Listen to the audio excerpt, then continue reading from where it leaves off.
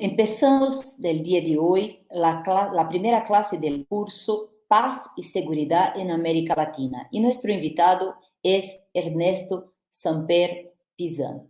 Ernesto Samper Pizano fue presidente de Colombia entre 94 y 98 y antes de ser presidente de la República ha sido senador, concejal de Bogotá y diputado de Cundinamarca. Es economista, es abogado, ha trabajado durante la presidencia en muchos programas que pasan por el tema que vamos a discutir en la clase de hoy. Durante su presidencia promovió un plan de desarrollo llamado El Salto Social. En 2014 ha sido elegido secretario general de UNASUR, cargo que desempeñó hasta el año 2017.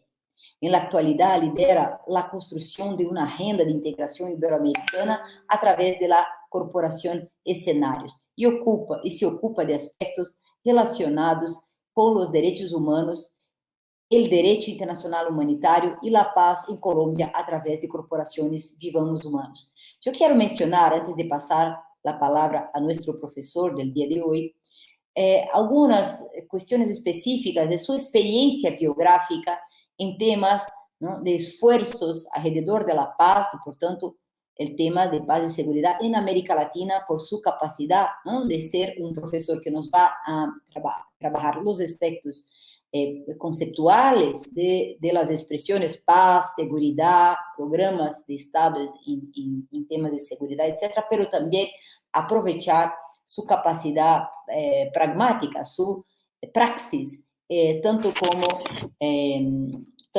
cuando ha ejercido la presidencia de la República, como también en su capacidad de articulación latinoamericana conectada a líderes, ¿no? En su gobierno, por ejemplo, se preparó un proyecto de ley de orden público que reconoció el carácter político de la subvención armada y que planteó una hoja de ruta para negociar la salida armada del conflicto colombiano. Dicha ley se convertiría en un instrumento fundamental para lograr el acercamiento que finalmente llevó a las partes a negociar en La Habana con el gobierno de Juan Manuel Santos. Asimismo, se establecieron la figura del Alto Comisionado para la Paz y la Oficina de Representación de la Oficina de Derechos Humanos de Naciones Unidas. Y la administración de Samper también tuvo inicio el acercamiento de el Ejército de Liberación Nacional en los llamados Acuerdos Puerta del Cielo. Estos compromisos se interrumpieron con la llegada de Andrés Pastrana Arango a la presidencia de la República. Entonces, uno de los temas de la clase de hoy, espero que nuestro invitado pueda hablar un poco del proceso transicional de Colombia, de su construcción y también de los avances y de las dificultades actuales, ¿no? Respecto a los derechos humanos, es importante mencionar que ante la degradación del conflicto armado colombiano en materia de derechos humanos y derecho internacional humanitario en 97, Ernesto Samper solicitó formalmente a las Naciones Unidas que se abriera una oficina de derechos humanos en Colombia, con el fin de que acompañara al gobierno en la implementación de una política integral de defensa de los derechos humanos.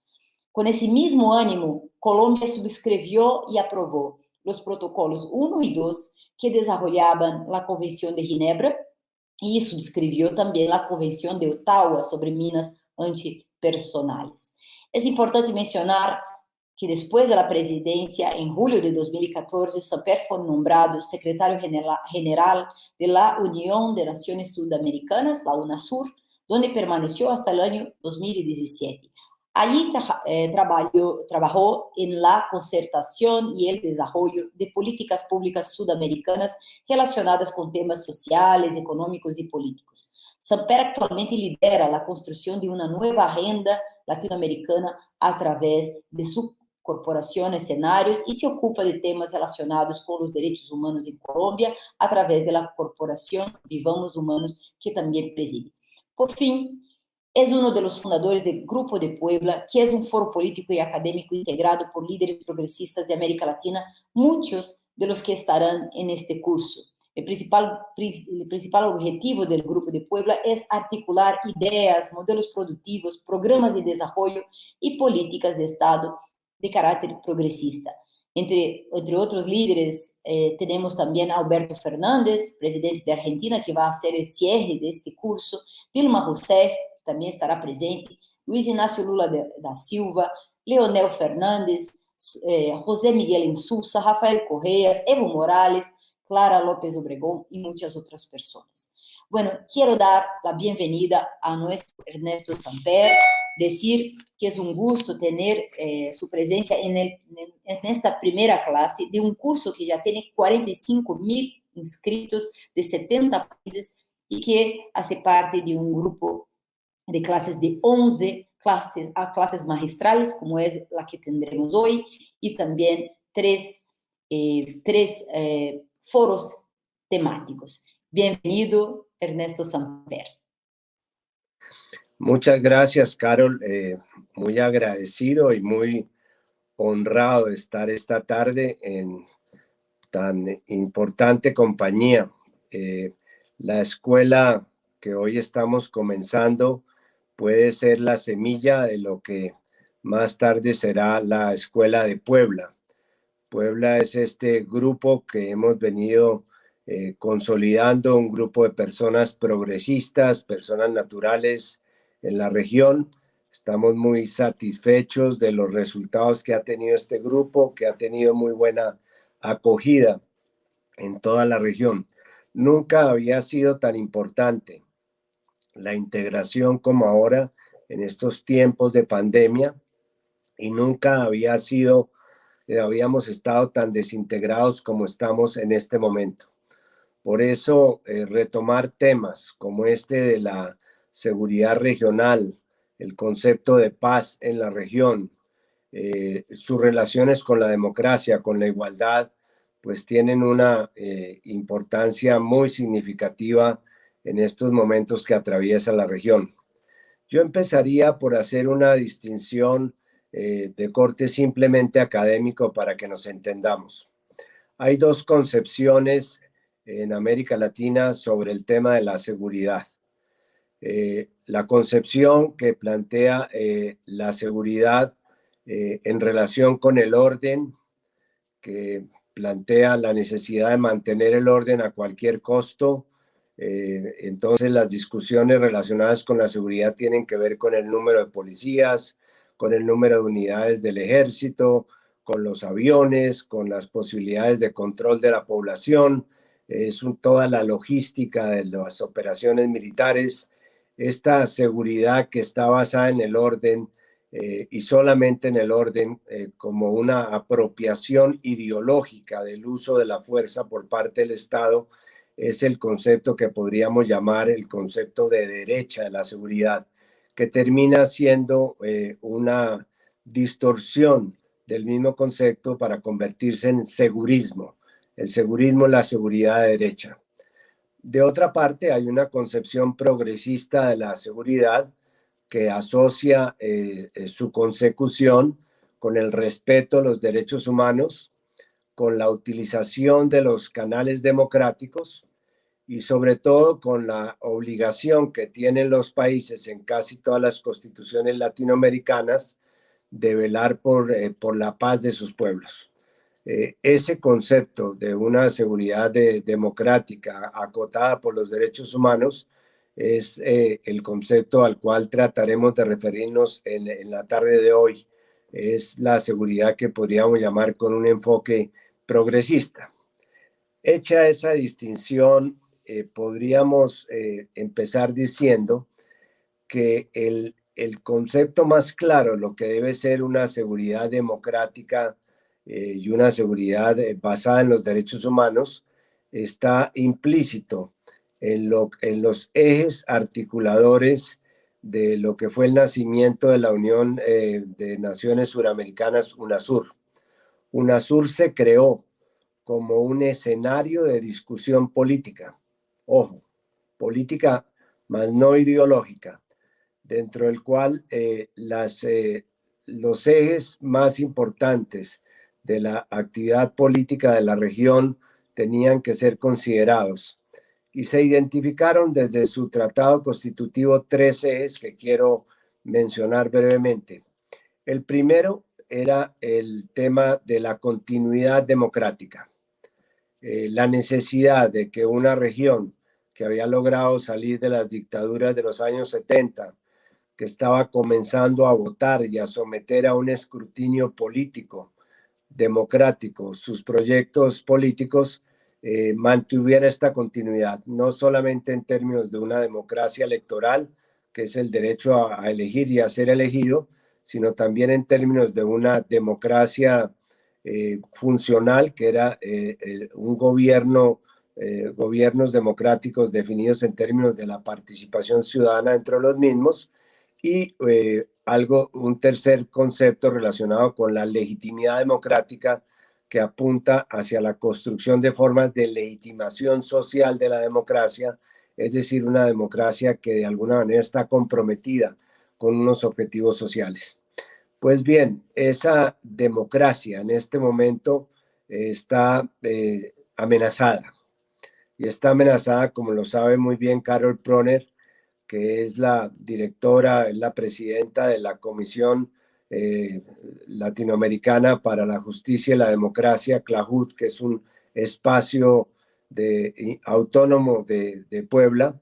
Sabe muy bien que la democracia en este momento está amenazada especialmente en dos países, en el momento en que estamos hablando, haciendo estas reflexiones, en Ecuador y en Bolivia, porque los gobiernos de estos países han comenzado a alterar las agendas electorales, han comenzado a proscribir los candidatos, han colocado dificultades para las garantías de los ciudadanos y finalmente han diseñado sistemas que pudieran conducir a actividades fraudulentas para desconocer los triunfos democráticos. Por eso es tan importante mantener como eje articulador de la filosofía de la integración latinoamericana el eje de la continuidad de la democracia. El segundo es el respeto a los derechos humanos, pero no solamente el respeto a los derechos humanos en términos de derechos políticos, que es un poco la usanza que tenía el sistema interamericano, también derechos humanos sociales, derechos humanos económicos y, muy importante, derechos humanos de la nueva generación, los derechos genéticos, los derechos medioambientales, todos estos derechos relacionados con la nueva problemática de la inteligencia artificial, de la inteligencia biológica, esta nueva generación de derechos que tratan de proteger a los hombres del daño que nos podemos hacer nosotros a nosotros mismos con la contaminación ambiental, con la degeneración genética, con los cambios violentos en la inteligencia artificial. Repito, todo ese conjunto de derechos son el marco de referencia ética para los proyectos políticos latinoamericanos. Y el tercer eje articulador, que es el que va a ocupar parte de nuestras preocupaciones esta tarde, es el tema de la paz. América Latina se puede considerar como un oasis de paz en el mundo, en un mundo afectado por conflictos étnicos, por luchas religiosas, inclusive por conflictos propios de la Guerra Fría. No deja de ser una noticia interesante que haya una región que pueda reivindicar su condición de ser una región pacífica.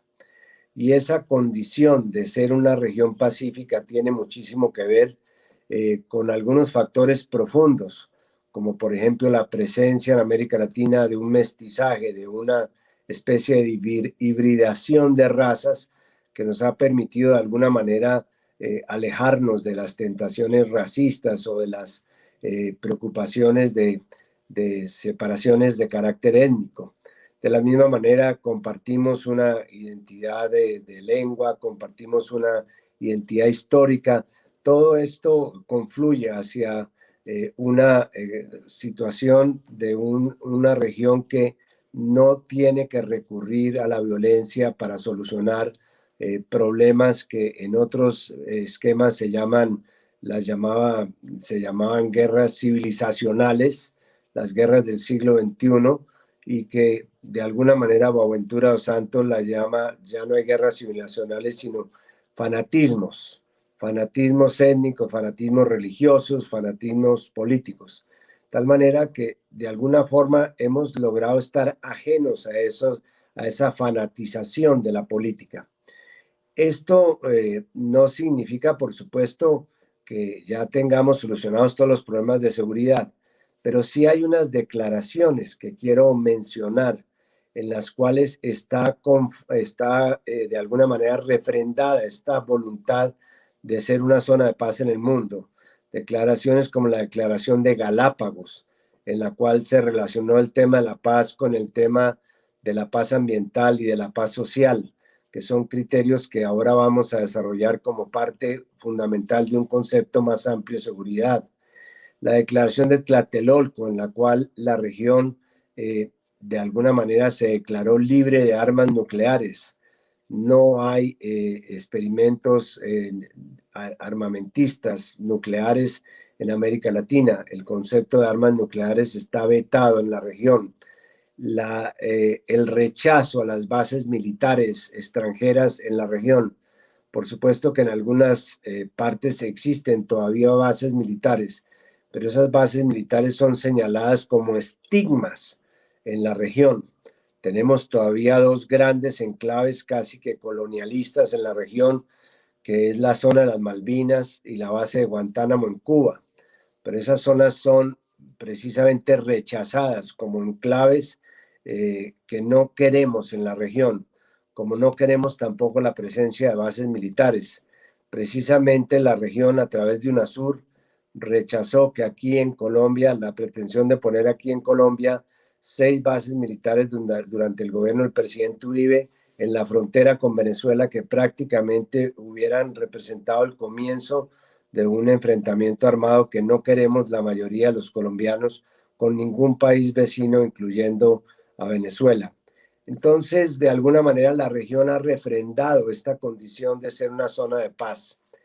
Y por supuesto, dentro de esta refrendación, un hecho significativo que no podía dejar pasar por alto como colombiano, ha sido dentro de esta vocación la firma de los acuerdos de La Habana en el año 2016, en los cuales se pactó el fin de un conflicto armado que tenía Colombia desde hacía más de 50 años, que nos había costado alrededor de 280.000 víctimas mortales y más de 9 millones de víctimas de desplazamientos, de secuestros, de combates, en fin. Fue una guerra dura, un conflicto muy duro, muy violento, muy sangriento, que se logró de alguna manera salvar con la suscripción de estos acuerdos de La Habana, que giraron alrededor de una agenda sencilla de 5 puntos. La repartición de tierras, que ha sido uno de los grandes factores de enfrentamiento en Colombia durante casi desde la época de la independencia, la sustitución social de los cultivos ilícitos de una manera voluntaria y progresiva. En tercer lugar, el tema de las víctimas, por primera vez en muchos años en que se habían venido suscribiendo acuerdos o compromisos de paz entre victimarios y el Estado, se tuvo en cuenta que el destinatario de estos acuerdos de paz serían las víctimas, cosa que le daba una gran fortaleza ética. En cuarto lugar estaba el tema de la carpintería, digamos, de la desmovilización, el desarme, y finalmente la parte que podríamos llamar de justicia transicional para juzgar a las personas que de alguna manera voluntariamente se sometieran al acuerdo. En desarrollo de esos acuerdos se produjo la desmovilización de más de 12.000 combatientes de las FARC, que entregaron más de 12.000 armas, que se concentraron en unos sitios escogidos de integración y que desde allí están buscando y están obteniendo sus amnistías para poder pasarse a la vida civil. Este es un hecho significativo, histórico en los procesos de paz en el mundo. Pero además de esto, se supone que a partir de este momento viene un proceso de transición a través de la aplicación de una justicia para la paz que combina de una manera adecuada 3 elementos: verdad, justicia y reparación, para permitir que el resultado final en el paso del conflicto al posconflicto sea la reconciliación de todos los colombianos. En este momento, lamentablemente en Colombia, hay todavía unas regiones en las cuales se tiende a reproducir como una metástasis el viejo conflicto nacional, pero tenemos fe en que la aplicación de estos mecanismos de pacificación, de verdad y de justicia nos permitan salir adelante en el curso de los próximos 5 o 6 años. Ese es un logro significativo del cual se puede apropiar la región, que es una salida política a un conflicto armado, divididos como estábamos entre los que pensaban que lo que había era una amenaza terrorista que debía combatirse militarmente, como proponía la idea, digamos, de derechas, la idea fascista de la seguridad, y quienes pensábamos que lo que había que hacer era un proceso de negociación, de diálogo, enmarcado entre las normas del derecho internacional humanitario, que es en lo que consiste un concepto de seguridad democrática, triunfó finalmente esta última y en este momento estamos luchando por que la paz realmente se acabe de sembrar en Colombia y podamos vivir reconciliados los colombianos.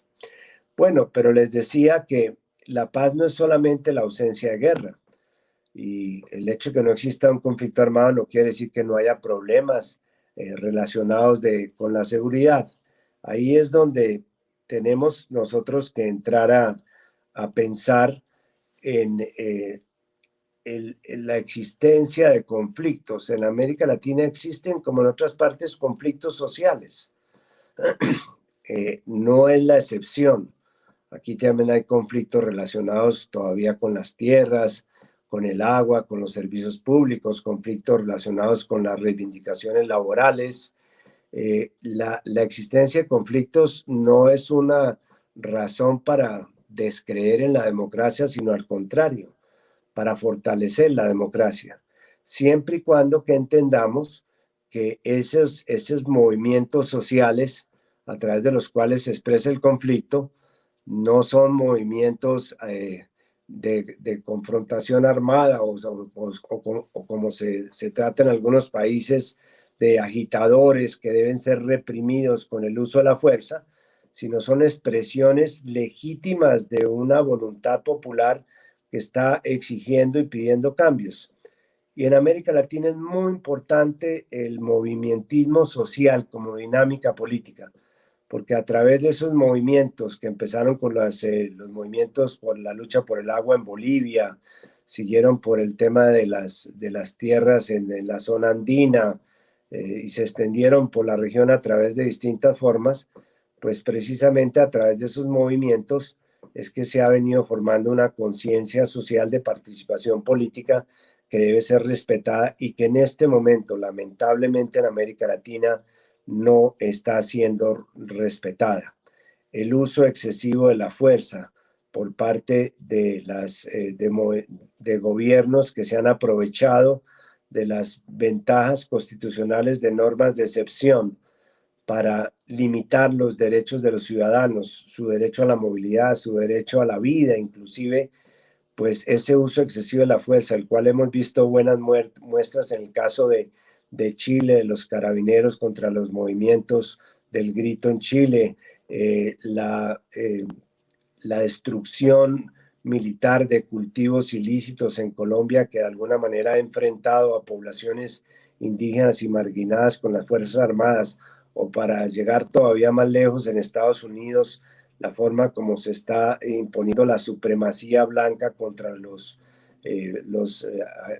activistas antirracistas, pues da una idea de que todavía ese concepto de seguridad de derecha está vigente en algunos gobiernos y tenemos que combatirlo.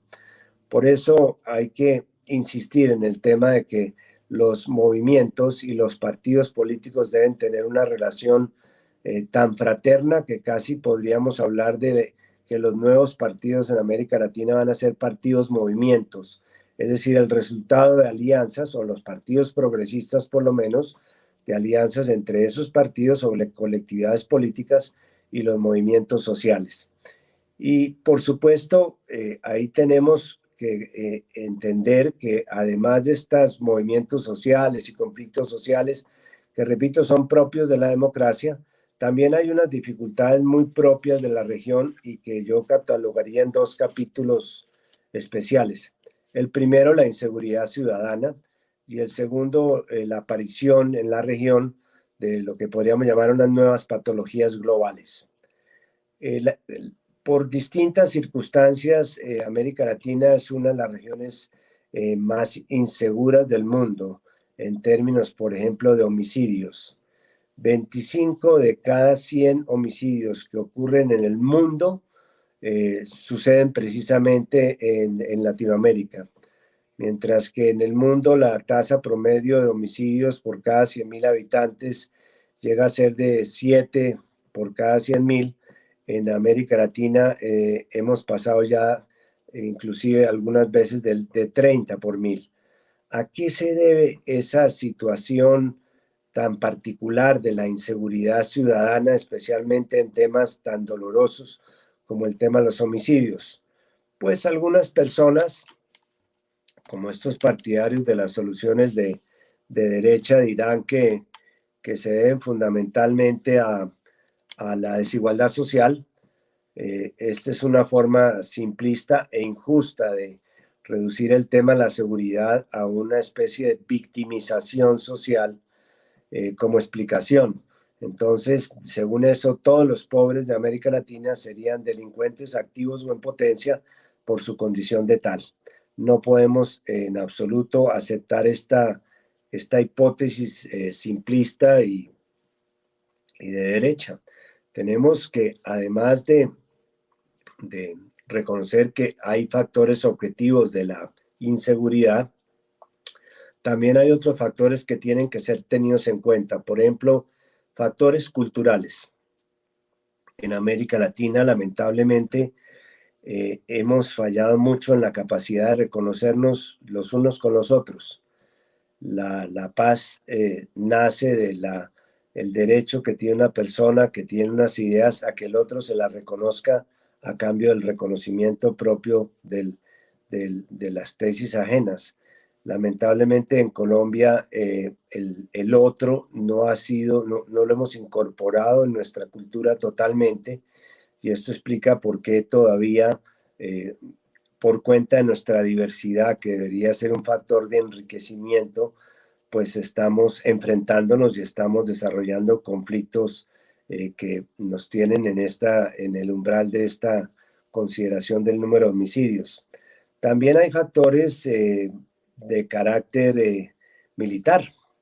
No sé si ustedes saben que el 52% de las armas ligeras que hay en el mundo están aquí, en América Latina. Somos la región más armada por habitante, inclusive que Estados Unidos. ¿Por qué? Porque lamentablemente todo el inventario de armas que quedó después de la Guerra Fría en los años 40 y posteriores, después con la caída del muro de Berlín, todos esos inventarios sobrantes de armas por distintas circunstancias de contrabando y el cambio de drogas por armas, pues terminaron llegando a América Latina, y lo mismo sucedió durante las épocas de las dictaduras militares, en las cuales prácticamente tener un arma era un símbolo de prestigio. Hay algunos factores relacionados también con la justicia y con la forma como estamos entendiendo la justicia. Aquí también, como en el caso de la seguridad y en el caso de la democracia, existen dos concepciones de justicia que de alguna manera se enfrentan. Lo que podríamos llamar la justicia punitiva, que es la justicia de las más penas, más cárceles, más punición, más castigo, y lo que podríamos llamar la justicia restaurativa, que es de la socialización de las penas, la resocialización como redención de penas, la descongestión carcelaria, los temas relacionados con beneficios, en fin, es no considerar a los criminales como unas personas desechables, sino darles la oportunidad de que recuperen su ciudadanía. Y dentro de esos esquemas llegan también dos sistemas distintos de justicia penal. Uno es la justicia penal que podríamos llamar de carácter inquisitivo que parte de la base de la presunción de la inocencia y rodea de garantías al ciudadano para que se defienda, y la otra justicia que podríamos llamar la justicia neoliberal, que es la que está de moda en este momento en América Latina, impuesta por los fiscales de Estados Unidos, que es la justicia negociada, la de los anónimos, los testigos falsos, las delaciones, las confesiones oscuras. Todos estos temas crean una justicia de negociación que por supuesto está de alguna manera también aportando algo a la inseguridad. Y claro, está también el tema de la gran incidencia que tienen los sectores jóvenes, las dificultades que hoy día están enfrentando para conseguir un espacio en el sistema educativo, en los sitios de trabajo, que prácticamente los está expulsando de la sociedad, y esto explica la presencia de bandas juveniles, de insatisfacción juvenil, como parte de este gran mapa de la inseguridad. Hay un libro en Colombia muy conocido sobre los sicarios en Medellín. Los sicarios eran los asesinos a sueldo del cartel de Medellín, de jóvenes que de alguna manera resume su tragedia, que dice: no nacimos para semilla. Es decir, el drama de los jóvenes hoy día es que no sienten que sobre ellos se esté construyendo algo, o que puedan tener ellos ser protagonistas de un futuro que les parece lejano. Y hay un segundo capítulo que afecta a la seguridad, que es el que podríamos llamar las patologías globales. Por los canales abiertos de la globalización no solamente están llegando los bienes, los servicios, las cifras que circulan libremente por las redes abiertas, sino también están llegando fenómenos que nos afectan y que tienen efectos sobre nuestra seguridad. Por ejemplo, las drogas. América Latina es un país exportador de drogas vegetales, especialmente concentradas en algunos países. ¿Por qué llegamos nosotros al tema de las drogas? No porque las produjimos e indujimos la demanda en los Estados Unidos y en Europa. No fue nuestra oferta de droga la que creó la demanda, fue la demanda de allá la que creó la oferta de las drogas acá. Pero los Estados Unidos, desde los años 70, el señor Nixon resolvió que el tráfico de drogas era un problema de seguridad nacional para los Estados Unidos, y convirtió la lucha contra las drogas no solamente en un factor digamos, de relacionamiento internacional que le abrió las puertas para formas de intervención que todavía estamos viviendo, sino que además se volvió un factor electoral en los Estados Unidos, con lo cual trasladaron la responsabilidad de las drogas a los países productores, renunciando a asumir sus propias responsabilidades como países consumidores.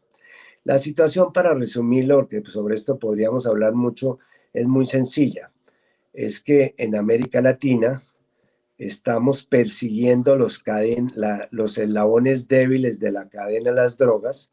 Estamos persiguiendo a los campesinos cocaleros, estamos persiguiendo a los consumidores, estamos persiguiendo a los microtraficantes, estamos persiguiendo a los portadores de droga, de pequeñas cantidades de droga, mientras estamos siendo duros con los débiles, mientras que hemos abandonado la lucha contra los eslabones duros de la cadena, que están representados por los narcotraficantes, por los lavadores de dólares, por los grandes carteles.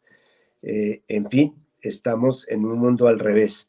La solución será necesariamente no salir del prohibicionismo que tenemos desde hace 100 años para caer en la legalización, que simple y sencillamente permitiría como un fenómeno de mercado libre consumo de las drogas, sino, y esto lo entenderá Carol muy bien, la descriminalización en el manejo de los temas relacionados con las drogas. Démosle a los campesinos, en lugar de meterlos a la cárcel, a los cocaleros de Bolivia, le damos la posibilidad de sustituir socialmente sus cultivos. Démosle la posibilidad a los consumidores, estableciendo una dosis mínima de distinguir entre lo que es un adicto de lo que es un consumidor recreativo, de lo que es un microtraficante, en fin, establezcamos medidas no para meter a la cárcel a todos los que están relacionados con las drogas, sino a aquellos que están relacionados con el narcotráfico, y trabajemos en una propuesta de descriminalización de las drogas, que es la propuesta que como secretario general de UNASUR llevé a consideración de la Asamblea de Naciones Unidas, que se ocupó de políticas alternativas frente al manejo de las drogas. Segunda patología global, el terrorismo. La gente piensa que el terrorismo es una figura típica de los ordenamientos penales, que está consagrado el delito de terrorismo.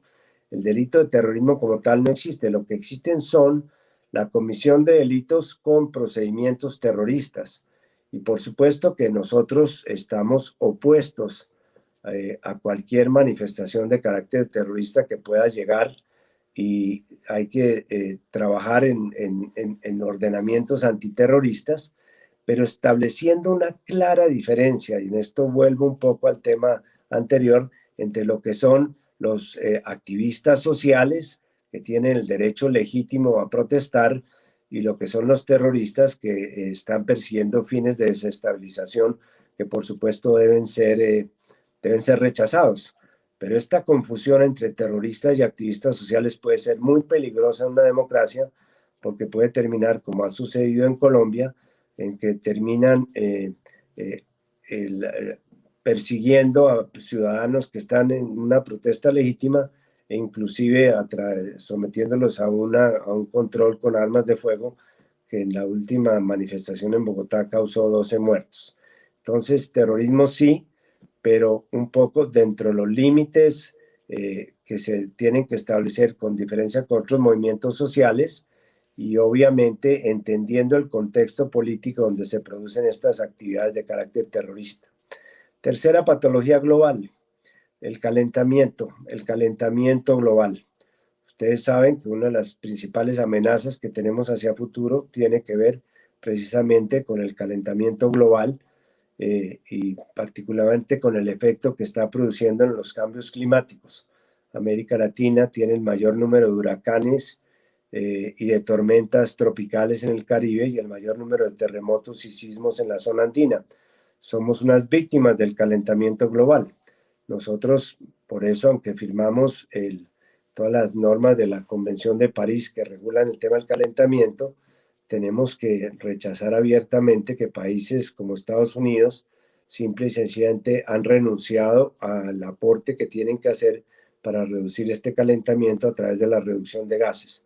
Pero el calentamiento global en la forma de desastres naturales es sin duda una de las patologías que compromete nuestra seguridad. Y está pues el tema que ya mencionábamos del armamentismo, y ese armamentismo ha tenido una macroexpresión en el fortalecimiento de los presupuestos militares de la región, no solamente en la época de las dictaduras, sino recientemente. Países como Colombia, como Brasil, por ejemplo, tienen unos presupuestos militares que ya históricamente superan lo que están destinando para ciertos servicios sociales fundamentales, como el caso de la educación. Y esto tiene muchísimo que ver con el papel que han jugado las autoridades norteamericanas en vendernos en la región, en vendernos hipótesis de conflictos. Pasada la Segunda Guerra Mundial, se firmaron una serie de instrumentos interamericanos de defensa, que pretendían, como lo habían hecho durante la Segunda Guerra Mundial, defendernos todos conjuntamente frente a agresiones externas. Pero lo que no sabíamos es que esos instrumentos, como el Tratado Interamericano de Asistencia Recíproca, el famoso TIAR, se iban a convertir en instrumentos de intervención en América Latina para penetrar nuestras Fuerzas Armadas y nuestras propias estrategias de defensa.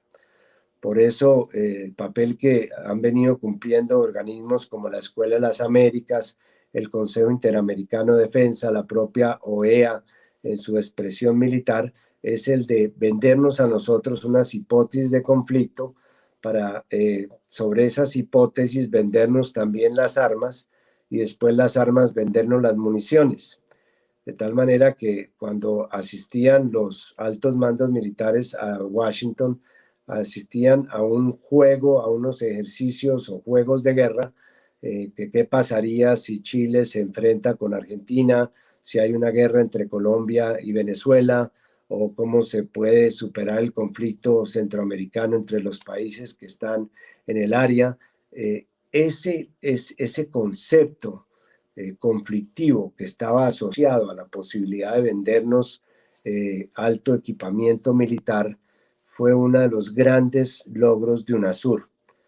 Por iniciativa del presidente Lula, se creó el Consejo Suramericano de Defensa, en el cual comenzamos a trabajar no solamente no hipótesis de conflicto entre nosotros, sino hipótesis de amenazas regionales a la seguridad.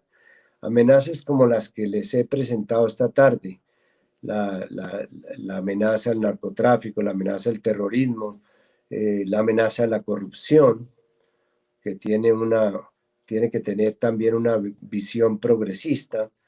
A nosotros nos han venido utilizando los casos de corrupción movidos de una manera casi que diabólica por los medios de comunicación, con el apoyo de los medios económicos, han utilizado la corrupción como una forma de persecución para los líderes progresistas.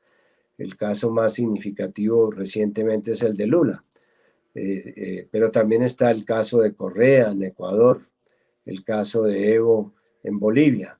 Es la utilización de la corrupción como arma política para perseguir especialmente a las figuras progresistas. Pues bien, esa corrupción, si quisiéramos hacer un análisis más profundo, nació en el momento en que a través del modelo neoliberal metimos el mercado en el Estado y comenzamos a manejar el Estado no como un gran dispensador de políticas públicas, sino como una bolsa de negocios, de contratación, en que lo que importaba no era el valor, sino el precio. El gran cambio que indujo el neoliberalismo es que pasamos del precio determinado por el valor al valor determinado por los precios. Y dentro de esos valores, los valores éticos fueron entonces mercantilizados para ponerlos al servicio de estos intereses. Ese sistema suramericano de defensa constaba de 3 unidades.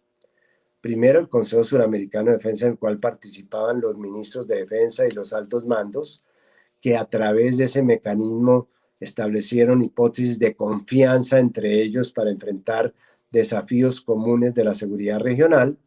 Segundo, el Centro de Estudios Estratégicos que funcionaba en Buenos Aires, que era como el cerebro de la programación de estos programas de seguridad. Y tercero, muy recientemente, el Instituto de Estudios Militares, que se abrió en Quito, cuyo propósito era unificar los pénsumes de las academias militares de la región en función de unos principios básicos como el respeto de los derechos humanos, la aplicación del derecho internacional humanitario y algo muy importante que no alcanzamos realmente a cristalizar, que era la creación de una escuela de facilitadores y negociadores de paz en la región. Hemos dicho en esta intervención que los conflictos sociales forman parte de la dinámica política de América Latina y de su propia democracia. Pues bien, esta escuela que tenía ya el visto bueno en Naciones Unidas y que ojalá la pudieran resucitar personas tan activas como Pablo Gentile, tenía el propósito de preparar facilitadores y mediadores de paz para conflictos sociales, para situaciones críticas de enfrentamientos, simple y sencillamente antes que mandar las Fuerzas Armadas o la policía, los SMART, en el caso de Colombia, que son las policías militares, pues simplemente entraban a operar estos mecanismos de facilitadores de paz, de jueces de paz, que de alguna manera podían obtener unos mejores resultados dentro de una idea distinta de la seguridad. En síntesis, y con esto ya termino, y perdón si me he extendido demasiado en el tema, necesitamos una política de seguridad regional. No queremos la política de seguridad hemisférica que nos vendieron como la política de la seguridad nacional, que no era una seguridad nacional, sino una seguridad al servicio de los intereses de la política exterior norteamericana. Esa nueva política de seguridad regional tendría, a mi juicio, 5 ingredientes, y no me voy a extender sobre ellos porque lo hemos mencionado. Primero, el marco indispensable de los derechos humanos. La región tiene que moverse en función de sus derechos humanos y el respeto a esos derechos humanos. Segundo, la inclusión social. No podemos desconocer que esa inseguridad de alguna manera se alimenta y retroalimenta por condiciones objetivas de desigualdad social que deben hacerse compatibles con unos sistemas de convivencia que deben empezar con, especialmente ahora, por ejemplo, esta época de pandemia, con mayores esfuerzos en materia de reducción de las asimetrías sociales. Tercero, con una cooperación entre los países, por supuesto, mecanismos como las redes de inteligencia, la existencia, este es un buen tema para Carol, de una corte penal regional que permita resolver nuestros conflictos relacionados con estas patologías globales sin necesidad de ir a los escenarios internacionales. Esos mecanismos de cooperación son indispensables. Cuarto, pues la solución, los principios fundamentales del derecho de la región, como la solución pacífica de controversias, la no intervención en los asuntos de los estados, el respeto al derecho todos estos son principios que deberíamos asimilar para darle contenido y darle un marco de referencia ético a la seguridad. Y finalmente, pues está claro el tema de la democracia, es decir, que todo esto se haga dentro de los esquemas y las reglas de juego democrático, dentro de la idea de que nosotros no entendemos un progresismo si este progresismo no es democrático. Progresismo sin democracia no es progresismo, democracia sin progreso social tampoco es democracia. De tal manera que estos son como los puntos en este momento, y con esto ya termino. Los grandes pensadores como Thomas Piketty dice que esta época de la pandemia, como es una época de convulsión social, podría ser como la época de la Primera Guerra, después de la Primera Guerra, después de la Segunda Guerra, después de la Revolución Bolchevique, crea un clima que es un clima propicio para grandes rectificaciones. Y una de estas grandes rectificaciones que tendría que ser América Latina sería volver a encuadrar su concepto de seguridad no dentro de un concepto punitivo, regresivo, sino de un concepto democrático y social. Los invito a reflexionar sobre esta posibilidad. Muchísimas gracias. Bueno, excelente clase magistral, ¿no? De primera, para inaugurar de una forma bastante articulada. Yo, en cuanto escuchaba, y como una buena estudiante, porque también voy a practicar el curso entero, he tomado nota, ¿no? He tomado nota de toda la linealidad de la exposición. Y quiero, por un lado, hacer una especie de relatoría muy breve de los puntos principales de la clase, si me permite, Samper, y después tres énfasis, aunque mis preguntas iban cayendo en la exposición. Has abordado prácticamente todo, incluso de una forma, aunque con una cierta, por la prisa, una cierta superficialidad, pero con puntos de profundidad. Entonces, un poco esvazió mis preguntas y mis dudas, ¿no? Hasta porque nos conocemos en algunas reflexiones comunes. Pero quiero, entonces, por lo menos enfatizar en la línea de la exposición algunas cuestiones bastante importantes. Primero, la idea de diferenciar la idea de seguridad, porque la clase de seguridad como conectada a derechos humanos, como conectada a las garantías de derechos humanos y la vinculación a los tratados internacionales, de un concepto estatal, de orden, de control, de segurismo, de seguridad a partir del Estado y sobre todo de un Estado autoritario, de un Estado de control, ¿no? Que ahora vivimos, sobre todo en Brasil, es algo impresionante, pero en toda América Latina se vuelve una ola, ¿no? De un Estado punitivista, de un Estado controlador, de un Estado autoritario, ¿no? Después ha mencionado ya en términos propositivos la necesidad de ejes articuladores en América Latina para el tema de seguridad. Entonces, entre los ejes ha mencionado tres. El primer eje articulador, la continuidad democrática, algo que en muchos países han sido incluso interrumpidas de forma bastante radical, con una quiebra efectivamente democrática y constitucional, el caso de Brasil, y ahora las amenazas que viven específicamente Bolivia y Ecuador. El segundo eje, el respeto a los derechos humanos, no solo los derechos civiles y políticos, pero también habló de los derechos económicos, sociales y culturales y de los derechos de la nueva generación, de los derechos difusos, pero quiero enfatizar ya, interveniendo un poco para poder hacer el debate, para la reflexión. Es impresionante cómo pensábamos hasta cierto punto que los derechos civiles y políticos hasta cierto punto estaban estables, o por lo menos que no se retrocedería tanto, ¿no? Y en algunos casos, puedo hablar mucho tiempo de mi país, es impresionante el retroceso en los derechos civiles y políticos y la propia participación social, el propio concepto de democrático más basilar, la propia idea de elecciones, la propia idea de mandato, y esa es una de las preguntas que tenía al final, ¿no? Entonces, el respeto a los derechos humanos, también a los derechos civiles en una América Latina que retrocede. El tercer, la paz, no la paz como ausencia de conflictos, y después enfatiza eso, pero la paz como una vocación, una voluntad de la paz, una cosa que nos diferencia de otros lugares del mundo, que es, para resumir, un fanatismo en política, un fanatismo cultural, un fanatismo que nos lleva a conflictos más, digamos, extravagantes, más graves, ¿no? Y esta voluntad, esa vocación de una convivencia, de una paz que no significa ausencia de conflicto, después retoma ese tema. Después habla de ejemplos de esa voluntad de paz que han sido plasmados en declaraciones, y habló de algunas declaraciones respecto a Galápagos, también armas nucleares y el Tlatelolco, también el rechazo a bases extranjeras militares, y también habló del tema colombiano, de los acuerdos de Habana y del caso colombiano, a partir de los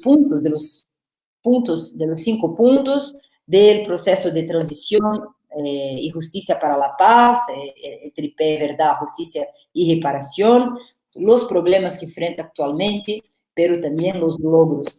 Me interesa mucho, y esa es una de las cuestiones que me gustaría pedir para que pudieras, quizás, por condición de Colombia actualmente, como un modelo importante en justicia de transición. Yo trabajé en la Comisión de Amnistía en Brasil, he trabajado todos los años, menos este año, en el Tribunal para Justicia Restaurativa de El Salvador. Hemos tenido experiencia con otros modelos, entonces el modelo colombiano, incluso por la forma, ¿no?, de buscar la verdad y la justicia, siempre ha sido un modelo interesante para nosotros, y entonces sería interesante que hablara de este modelo de transición y su futuro que tenemos más adelante. Por fin, hablando del modelo, volviendo al tema de que paz no es ausencia de guerras y de conflictos sociales, habló de los varios problemas que sufre América Latina: tierra, la cuestión del agua, servicios públicos, la cuestión laboral, que esos son conflictos, son temas en que los conflictos fortalecen por su reivindicación, por su forma de participación social, fortalece la democracia, y acá tenemos la idea de movimientos sociales como una característica de América Latina que fue capaz de conquistar sus derechos y realizar su democracia, ¿no? Una democracia, para buscar a un autor que ha sido citado por Samper, que es Boaventura de Sousa Santos, de baja intensidad, y que actualmente no se respetan esos sujetos por derecho, esos sujetos de reivindicación, portanto, esos conflictos sociales vocalizados por los sujetos por los movimientos están muy atacados. Mencionó Chile, mencionó los carabineros contra el pueblo chileno, mencionó los supremacistas en Estados Unidos, no mencionó Brasil de Bolsonaro, pero no es necesario mucho esfuerzo para reconocer la violencia del gobierno brasileño contra los movimientos sociales.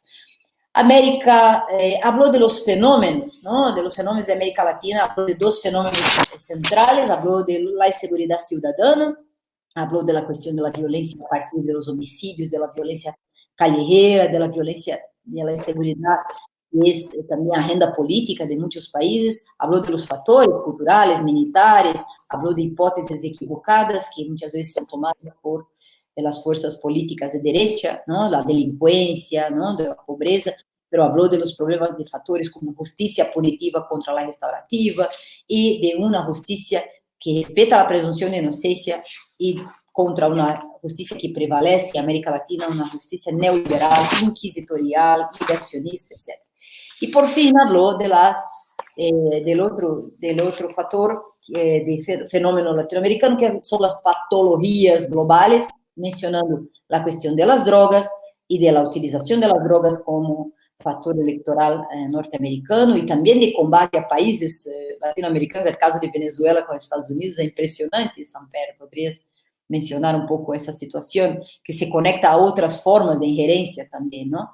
Habló de terrorismo contra activistas sociales, impresionante cómo cambian las legislaciones para aproximar la idea global de terrorismo, un terrorismo efectivamente que es un fenómeno de nuestra época, grave, importante ser observado y combatido, de las luchas sociales, de las reivindicaciones sociales y, por tanto, de los movimientos y las legislaciones que abarcan la posibilidad de punitivismo y racistas. Por fin, calentamiento global, que habla por sí mismo, el armamentismo como una propaganda de hipótesis de conflicto vendido por cierto imperialismo, ¿no? Y los juegos de guerra, y habló de la corrupción, que es un tema que me llama mucho la atención, la corrupción con lawfare, las guerras utilizan también el argumento de la corrupción como un factor nuevo, ¿no? De injerencia. Habló de algo muy interesante que yo iba a preguntar, pero se anticipó y habló primero, que fue el Consejo Sudamericano de Defensa y su articulación y organización, que creo que tiene que ser recreada urgentemente, ¿no? Las hipótesis de confianza, el Centro de Estudios Estratégicos, en verdad, un think tank importante para construir hipótesis de facilitación de la paz, ¿no? A partir de la comprensión también de las nuevas estrategias militares en nuestra región. Por fin, habló de una forma propositiva, en síntesis, de 5 ingredientes para política de seguridad nacional en América Latina: marco indispensable de derechos humanos, inclusión social, mecanismos de comparación, principios fundamentales, como el caso de ética de la seguridad, de principios fundamentales del derecho internacional público, la no intervención de asuntos de otros estados, la idea de la pacificación, del no uso de la fuerza, y por fin la democracia como principio basilar. Creo que he hecho la relatoría de la clase. Y quiero pedir, si es posible, querido Samper, que se puede por lo menos mencionar tres puntos o dar una énfasis. La cuestión colombiana, que creo que es fundamental, su opinión respecto al futuro de este modelo de transición, que tiene logros, pero tiene dramáticas dificultades en este actual momento. La cuestión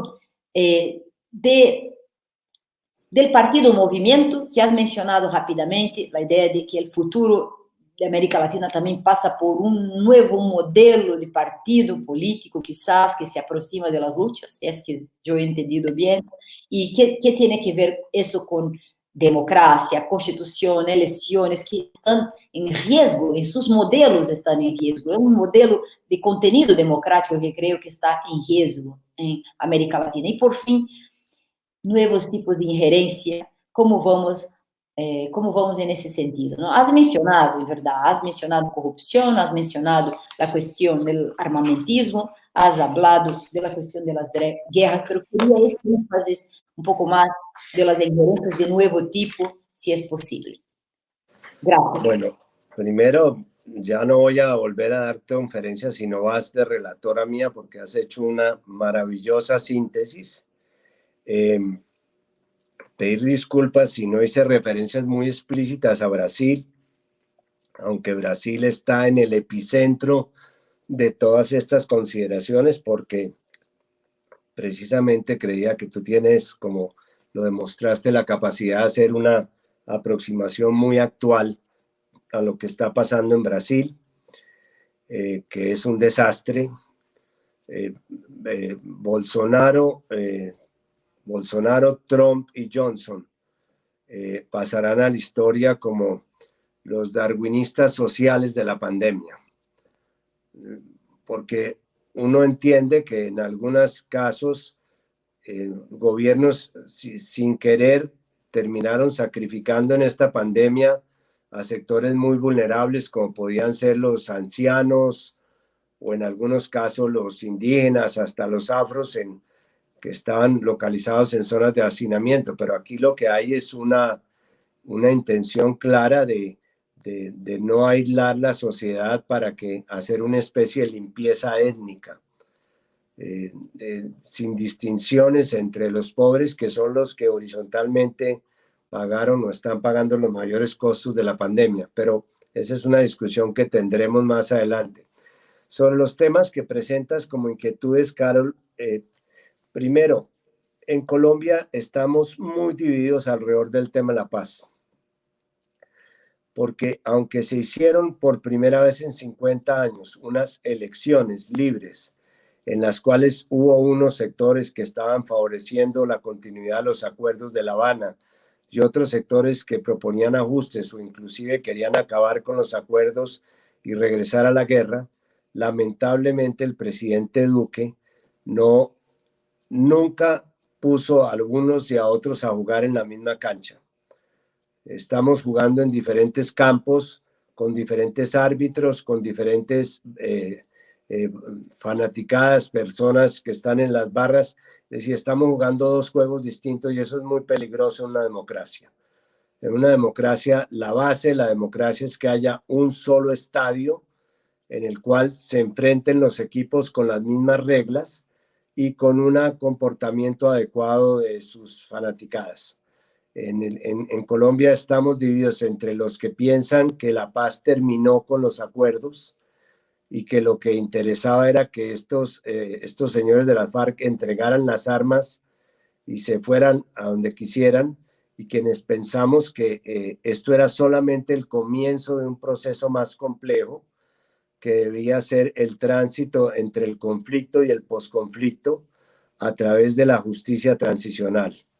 Hoy día está operando un sistema de justicia para la paz que tiene tres unidades. En primer lugar, una comisión de la verdad que está construyendo una narrativa de lo que fue el conflicto, que tiene un valor histórico hacia adelante para establecer responsabilidades y no repetir los mismos errores. En segundo lugar, una unidad de búsqueda de personas desaparecidas.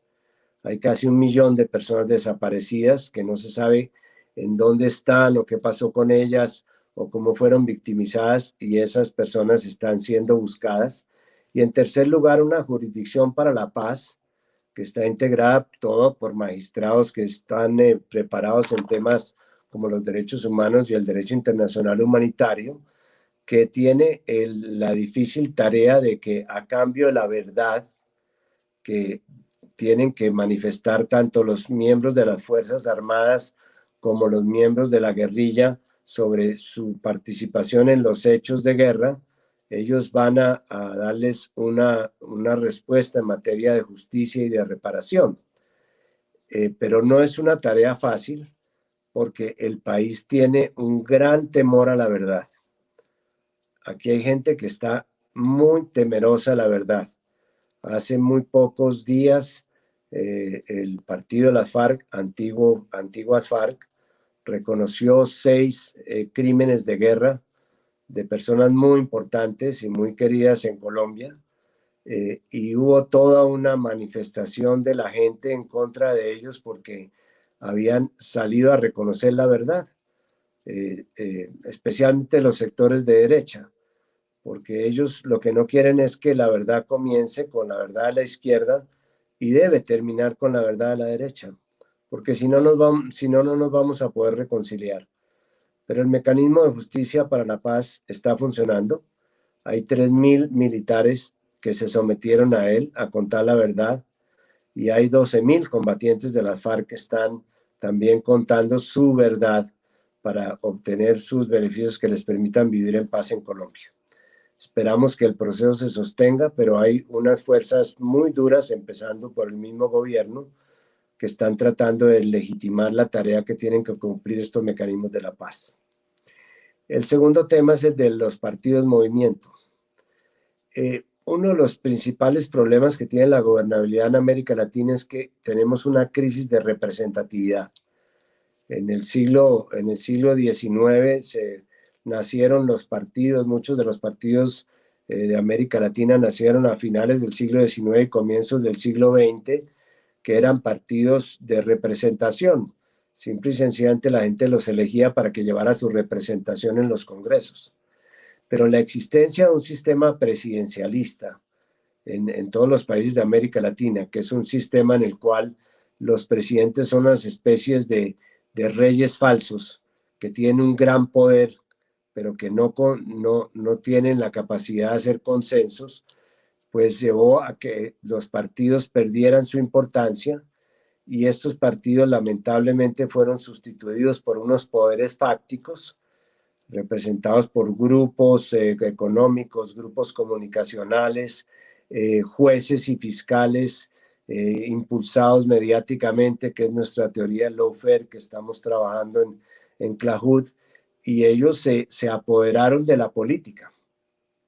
Entonces la única respuesta que uno podría articular en este momento para contrarrestar ese poder es el de que los movimientos sociales se integraran como partidos de representación política para así poder llegar y acceder al poder y a los espacios de poder para poder de alguna manera establecer un paradigma distinto al paradigma neoliberal que es el que en este momento nos gobierna.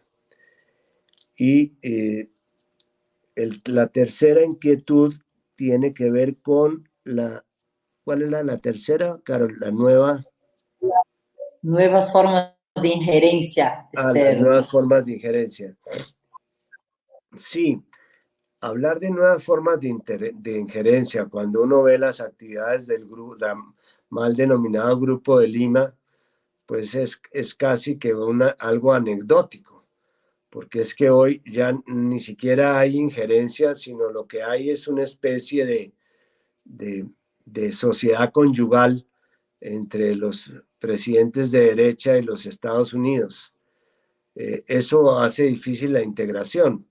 En realidad hay dos visiones de integración, la visión injerencista de quienes piensan que la integración tiene que pasar por Washington, como sucedió ahora recientemente con el BID, que prácticamente se lo quitaron a América Latina, y quienes pensamos que la integración tiene que ser el resultado de una alianza entre vecinos y con un criterio sur-sur, que fue el concepto con el cual Lula consiguió que se fundara UNASUR, que era para fortalecer el sur de América y ponerlo en relación con el sur del África, con el sur del Asia, de tal manera que pudiera haber como una especie de bloque sur.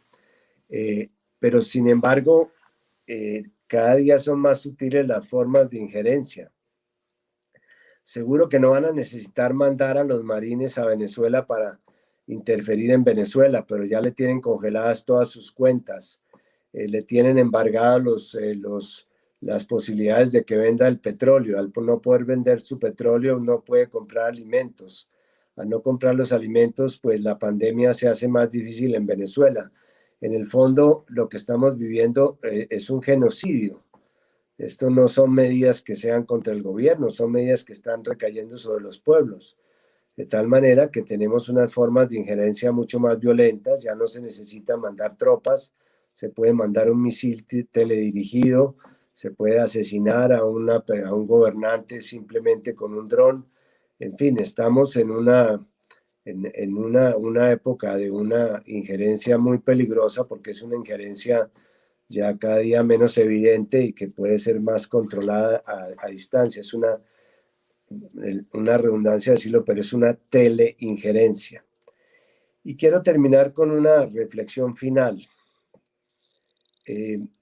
¿Quién se imaginaba hace 10 años que el resultado de las dos revoluciones socialistas y democráticas más exitosas de la región, como fueron la revolución boliviana y la revolución ecuatoriana, iban a terminar como están hoy, en unas elecciones amenazadas, con unas fuerzas militares nuevamente empoderadas en cada país, con los líderes de esas revoluciones exilados, con sus ministros, con sus cercanos colaboradores, en la Argentina Evo Morales, en Europa Rafael Correa, de alguna manera el propio Lula es un caso de esta tragedia que está viviendo la democracia, porque Lula lo que vivió fue, y lo sabe muy bien Carol, que participó activamente en su liberación, lo que se vivió fue un secuestro judicial para que no pudiera participar en las elecciones, de tal manera, y lo que hubo con Dilma fue un verdadero golpe de Estado parlamentario, de tal manera que sí acepto tu reclamo en ese sentido de que el tema de los derechos civiles y políticos ha vuelto a estar en el primer orden del día en la agenda latinoamericana, y tenemos que pensar seriamente en cómo contrarrestamos eso, quizás con una frase con la cual quiero terminar, de nuestro amigo Boaventura dos Santos, que voy a citar mañana en un taller que vamos a hacer sobre el uso excesivo de la fuerza, que dice: la democracia es un proceso de transformación de relaciones desiguales en relaciones de autoridad compartida. Creo que eso resume muy bien el desafío que tenemos frente a la democracia y frente a la seguridad y la democracia. Muchísimas gracias. Muchísimas gracias, Ernesto Samper Pisano. Empezamos muy bien. Ha sido un privilegio empezar el curso, este importante curso, con esta clase magistral. Nos despedimos agradeciendo su presencia, su tiempo y sus palabras y su reflexión. Muchas gracias. Muchas gracias a ti, Carol, y al curso por invitarme. Buena suerte con esta escuela que bastante necesitamos.